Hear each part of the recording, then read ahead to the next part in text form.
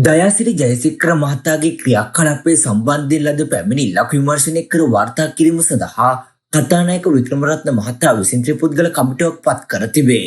අද දිනයට අදාළ පාර්ලිමේන්තු කටයුතු ආරම්භ කරමින් කතානායකවරයා විසින් මේ බව පාර්ලිමේන්තුවට දැනුම් දුන්නා.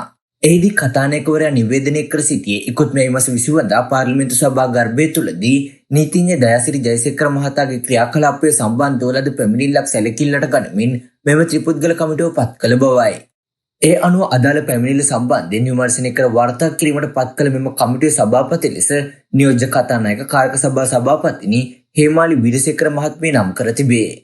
එහි සිසු සමාජිකයන් වන්නේ විදේශ කටයුතු විදේශ රැකියා හා සංචාරක අමාත්‍ය විජිත හේරත් සහ විපක්ෂයේ ප්‍රධාන සංවිධායක ගයන්ත කරුණාතිලක මහතායි.